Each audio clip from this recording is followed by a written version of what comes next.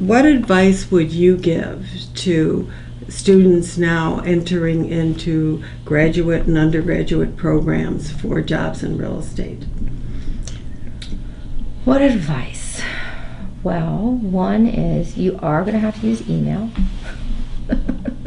Just because you've lived on text for the last however long, you need to be able to use email. Everybody uses email in the business world.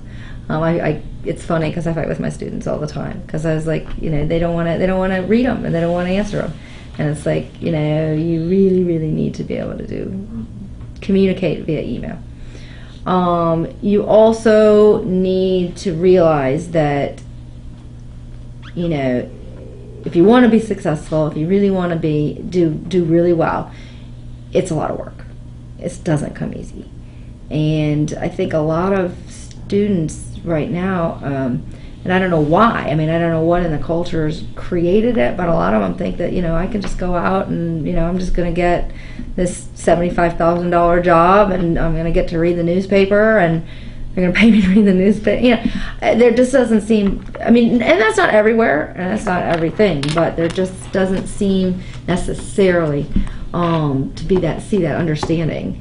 But if you find something you're passionate about, and if you find a career, and personally, I think real estate is one of the coolest because there are so many different ways to go. You're not pigeonholed into anything. There's so many different parts to the real estate industry.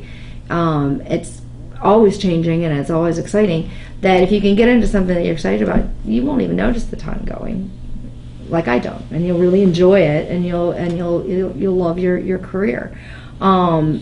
So don't just settle for a job and just take any old job, because then you won't be very happy, and it's hard to get out. Once you start getting an income, it's hard to kind of get out and change a career. So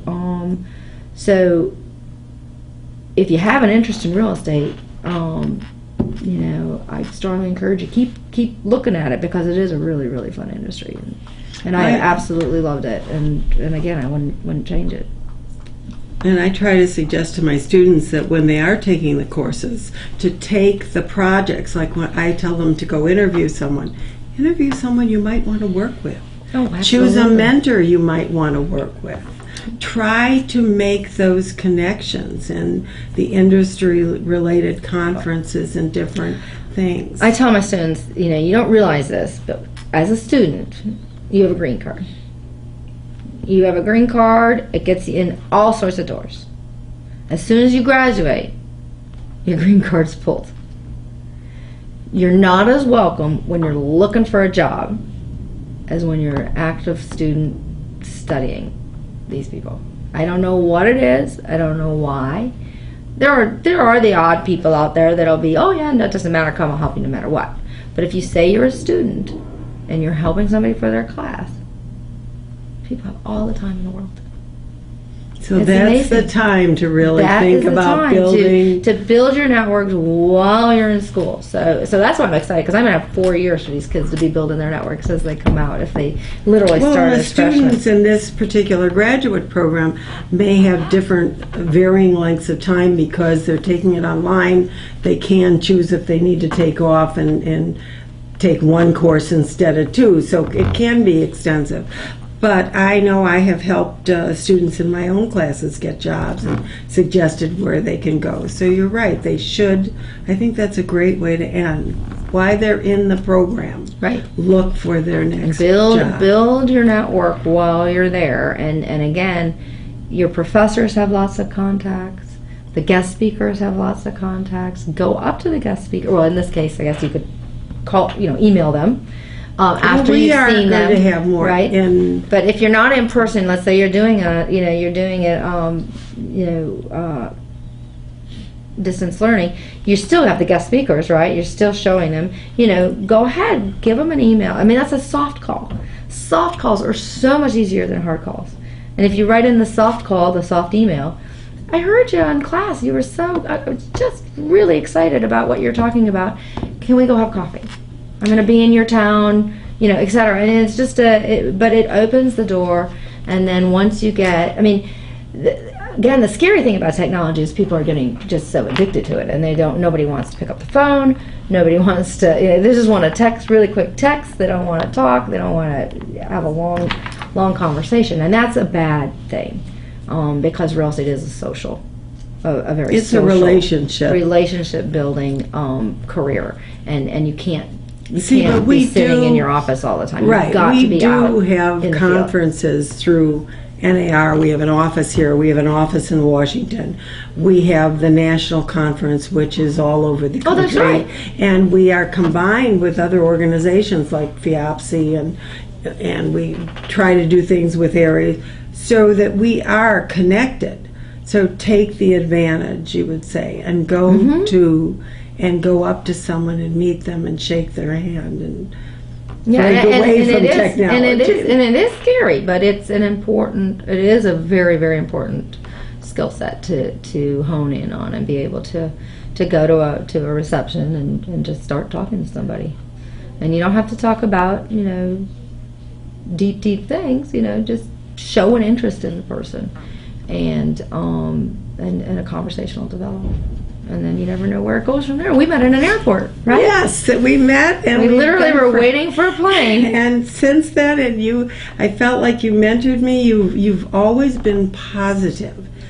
You've always been energetic and happy to share. You ask yourself a question. People should study that. There are people that are willing to share and willing to help, and you can kind of read that. That's something that's changing too, and it can't change fast enough for me. And that is, historically, the real estate industry was very closed, and everybody hid their data, and it was very much data was queen, right? That if you didn't have the information, you couldn't do anything. Now, with the advances of technology and all the data being available, again, we're going to be raising the bar, and it's one of the reasons why what you're doing here at the Realtor U is really important, raising the bar. And you need to be more than just have the information. You need to be able to analyze the information. You need to be able to understand it and explain it, and work as an advocate for your clients. So people are sharing more. And I think that's really important, because to be able to compete with things like stocks and bonds, which is, again, partly real estate is one of the three big assets, right? They're much more open markets, and there's a lot more information out there available, and people following them. I mean, you pick up a stock and you've got all sorts of analysts following them. So we're working that way with real estate, and having that ability to connect with people, to then create the trust, to then be able to share information. Well, I was telling my students, even if they're selling single-family houses, think of yourself as a CEO in your company, and build a team of people that you work with, that you can get information, that you can trust, like a lawyer, a banker, and so that you can provide that information quickly and correctly. And if they don't have it correctly, they'll be honest and tell you where to go to get it. Right. And so that's why I think real estate is a wonderful field, because you can get into it without a lot of money, and you can act as almost your own CEO.